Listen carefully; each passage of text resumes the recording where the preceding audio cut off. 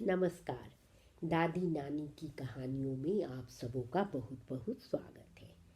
आज की कहानी नन्हे शिक्षक उन सभी बच्चों को समर्पित है जो अपने आचार व्यवहार क्रियाकलापों से लोगों का मन तो मोहते ही हैं, साथ में कुछ न कुछ सिखाते हैं। लेकिन हम अपनी अपेक्षाओं अपने सपनों के अनुरूप उन्हें गढ़ने के प्रयास में इन सब बातों पर ध्यान भी नहीं देते हैं। आइए सुनते हैं आज की कहानी नन्हे शिक्षक।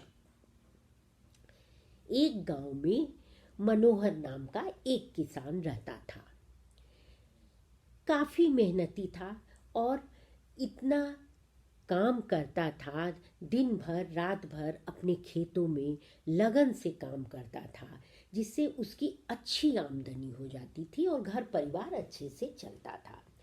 मनोहर की दो बच्चियां थीं, लेकिन दादी को हमेशा ये चिंता रहती थी कि घर में एक लड़का होना चाहिए ताकि वंश चले।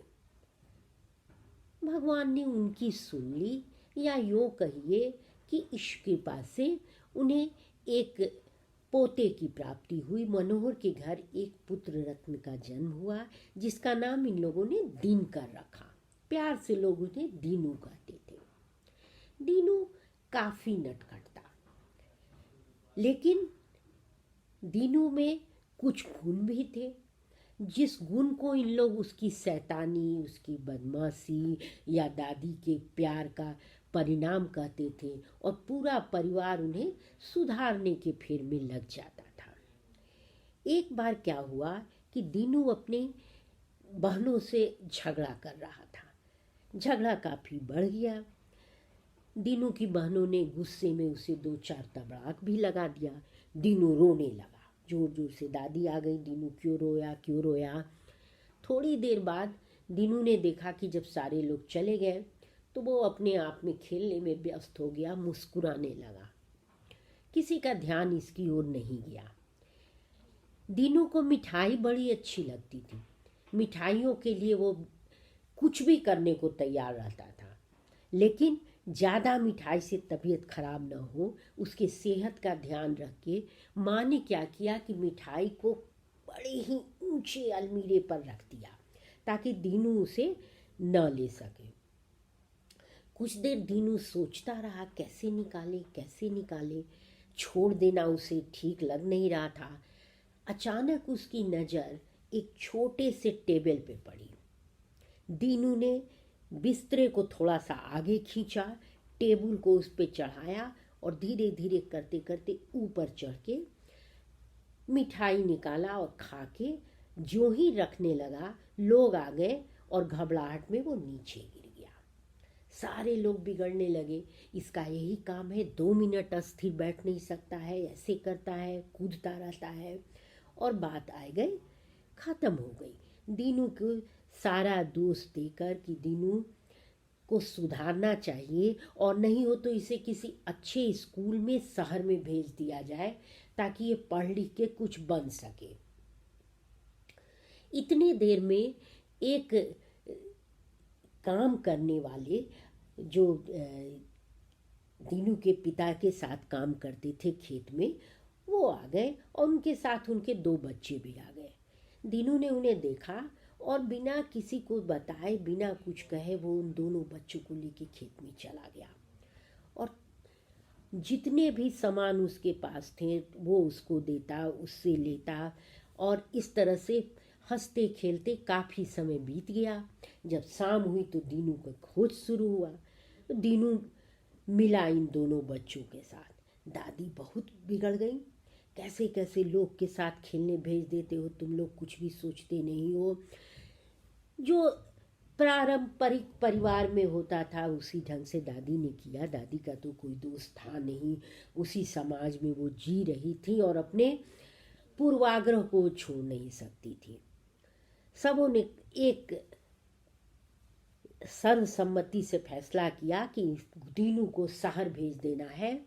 किसी भी अच्छे बोर्डिंग स्कूल में दीनू पढ़ेगा तो कुछ सीखेगा, लेकिन किसी ने ध्यान नहीं दिया कि दीनू ने बड़े ही सरल तरीके से 2-3 बातें सिखाई जो हम बड़ों के लिए भी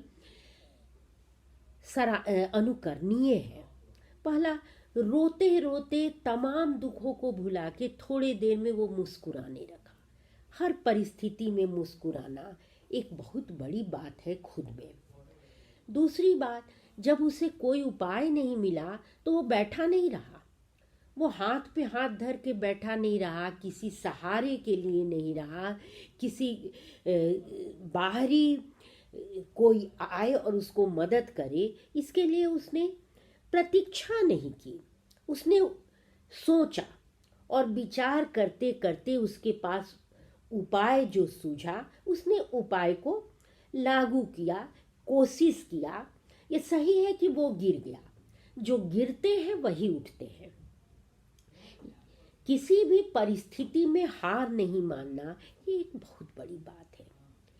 तीसरी बात, जब दीपू ने बच्चों के साथ खेलने का निर्णय किया, वो उसने नहीं देखा कि उनकी जाति क्या है, उनकी आर्थिक स्थिति क्या है।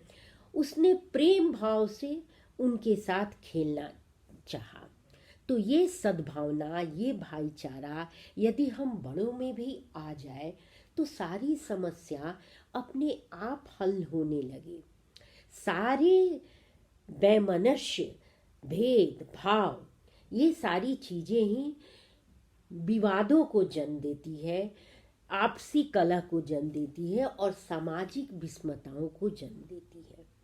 लेकिन किसे परवाह थी इसे सीखने की, किसे इस पर सोचना था। उनका तो यही कहना था कि दीपू शरारती हो गया है और दीनू को भेज देना है बोर्डिंग स्कूल, वहाँ वो जाके अच्छी शिक्षा पाएगा। पता नहीं ये इस अच्छी शिक्षा का कि कौन सी अवधारणा हम बड़ों ने पाल रखा है। जो बच्चे सही राह पे हैं, जो बच्चे सीखना चाहते हैं, उन्हें एक दिशा देने के बजाय ये सिद्ध करना चाहते हैं कि नहीं ये गलत है, इनको कुछ और सिखाना चाहिए। आइए सोचते हैं इस पर कि क्या दीनू सही में बिल्कुल गलत था, या दीनू की सिखाई हुई बातें क्या भविष्य के लिए हम बड़ों के लिए भी अनुकरणीय नहीं है। चलिए आज की कहानी यहीं ख़त्म करते हैं, फिर मिलेंगे एक नई कहानी के साथ। नमस्कार।